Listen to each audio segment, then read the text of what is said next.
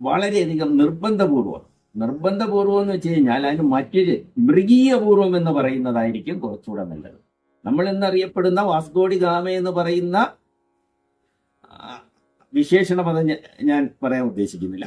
ഈ വാസ്കോഡി ഗാമ എന്ന് പറയുന്ന ആ ക്രൂര് എന്തിനെല്ലാം നേതൃത്വം കൊടുത്തു എന്ന് അറിഞ്ഞു കഴിഞ്ഞാൽ ഈ ക്രിസ്തു മതത്തെ പോലും ആൾക്കാർ വെറുത്തു പോകും. ഒരുപക്ഷെ എൻ്റെ സ്വന്തം നിഗമനം എന്ന് പറയുന്നത്, ക്രിസ്തുദേവൻ അന്ന് ഉയർത്തെഴുന്നേറ്റ് വന്നിരുന്നുവെങ്കിൽ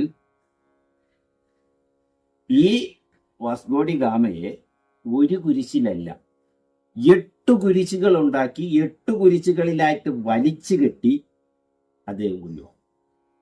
അത്ര ക്രൂരതയാണ് മനുഷ്യരോട് ഈ വാസ്കോഡി ഗാമ കാണിച്ചത്. ആ വാസ്കോഡി ഗാമ കഴിഞ്ഞിട്ട് അടുത്ത 17-ാം നൂറ്റാണ്ട് ആയപ്പോഴത്തേക്കും 17-ാം നൂറ്റാണ്ട് വരെ 15-ൽ വന്ന 17-ാം നൂറ്റാണ്ട് വരെ അവരെ ആധിപത്യം ഉണ്ടായിരുന്നു.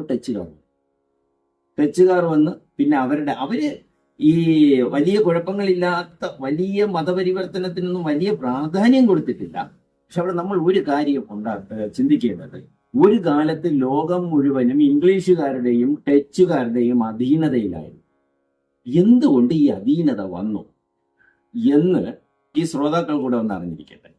അതായത് അക്കാലത്ത് നമ്മുടെ മാർപ്പാപ്പ, അതായത് ക്രിസ്തു മതത്തിന്റെ സമുന്നതനായ നേതാവ്, അന്ന് ഈ കാണുന്ന ക്രിസ്തു മതത്തിന്റെ കഷ്ണങ്ങളൊന്നും ഇല്ലായിരുന്നു.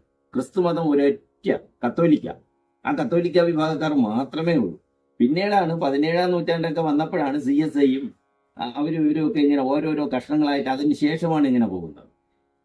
അന്ന് ഈ കത്തോലിക്ക വിഭാഗക്കാർ മാത്രം ഉണ്ടായിരുന്ന ആ കാലഘട്ടത്തിൽ ഈ ഇംഗ്ലീഷുകാർക്കും ഡച്ചുകാർക്കും ഒരു തോന്നലുണ്ട്, മാർപ്പാപ്പയ്ക്ക് ശ്രേഷ്ഠമായ സമ്മാനങ്ങൾ കൊണ്ട് കൊടുക്കണം.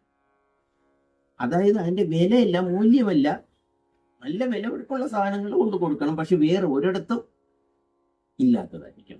നമ്മൾ വിലപിടിപ്പുള്ളതല്ല, മൂല്യാധിഷ്ഠിതമായി. ഇപ്പൊ പല സാധനങ്ങൾക്കും ഞാൻ പറഞ്ഞ ഇത് മനസ്സിലായത്, അതായത് ചില വലിയ വിലയുള്ള ആരും കൊടുക്കാത്ത സമ്മാനങ്ങൾ കൊണ്ടുപോകും. അങ്ങനെയുള്ള ഇവരുടെ പടയോട്ടം മറ്റ് ദേശങ്ങളിലേക്ക് പോകും. അങ്ങനെയാണ് ഇന്ത്യയിലും അവർ വരുന്നത്. ഇവർ രണ്ടുപേരും വരുന്നത്. ആദ്യം ഡച്ചുകാർ വന്നു, രണ്ടാമത് ഇംഗ്ലീഷുകാർ വന്നു. ഡച്ചുകാർ വന്ന് ഇവിടുത്തെ വിശേഷമായ കേരളത്തിന്റെ ഭോജനങ്ങളെല്ലാം അവിടെ കൊണ്ട് കൊടുത്തു, കുരുമുളക് ഉൾപ്പെടെയുള്ള. അപ്പൊ അതാരറിഞ്ഞു?